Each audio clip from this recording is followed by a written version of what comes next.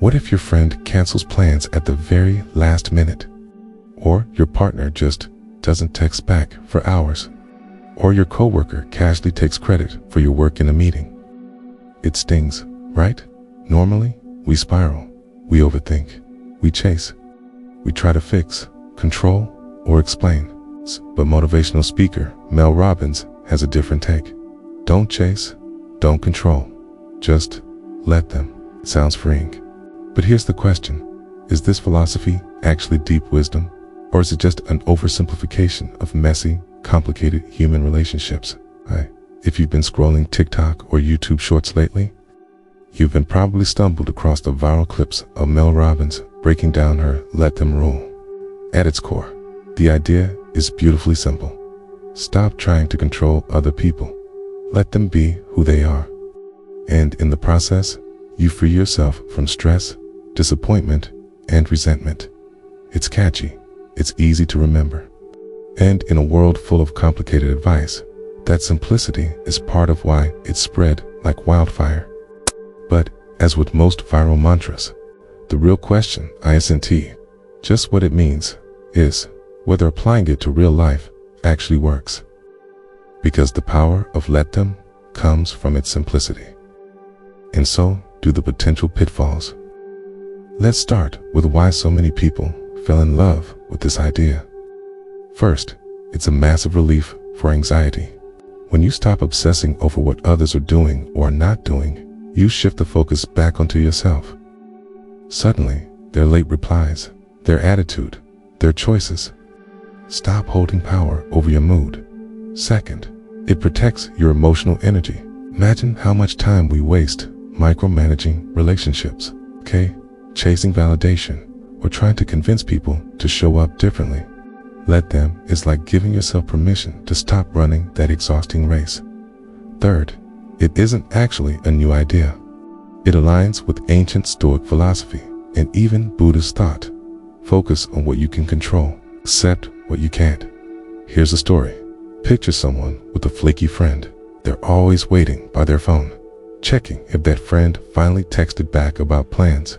And every time they get left hanging, it chips away at their self-respect. But then they try to let them. Instead of waiting, they move on. They read a book, hit the gym, hang out with someone more reliable. And just like that, their peace returns. It's the magic of "let them." It gives you your life back. But here's the catch. Life isn't always that simple. Relationships aren't clean-cut. Sometimes you do need to confront. If your partner repeatedly ignores boundaries, if your coworker is undermining you, or if a family member is disrespectful, simply letting them can quickly slide into passive acceptance of harmful behavior. It can also become a mask for avoidance. Instead of facing uncomfortable conversations, we just throw up our hands and say, "Hey, I'll let them," which feels peaceful in the moment, but long term, it creates resentment. And let's talk about internal struggles. What about procrastination?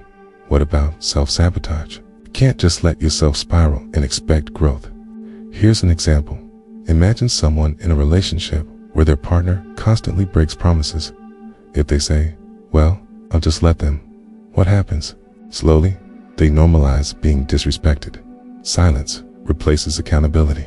And that's not freedom, that's neglect. Psychologists warn about this. Acceptance is powerful. Yes, but true growth also requires communication, boundaries, and accountability. Without that, "let them" becomes less of a wisdom tool and more of a loophole to avoid hard truths. This is where philosophy gets interesting. The Stoics think, Marcus Aurelius reminded us constantly, control what is within your power, accept what is not. And in that sense, "let them" fits perfectly. It's almost Stoicism in a soundbite. Existentialists like Jean-Paul Sartre saw things differently.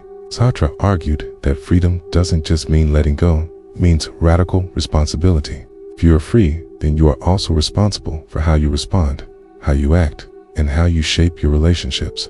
So here's the insight. Let them can open the door to freedom, but freedom doesn't end with letting go, also demands action.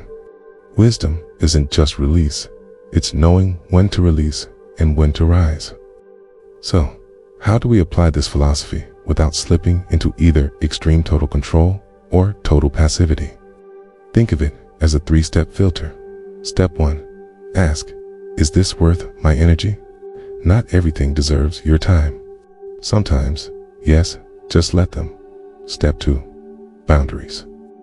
Let them act how they want, but you decide what you tolerate. You can cancel plans, but I won't keep rearranging my life for you. It's letting go without self-abandoning. Step 3. Self-reflection. Am I letting go for peace, or am I running away from conflict? Those are two very different things. Here's a simple tool. The 3-second pause.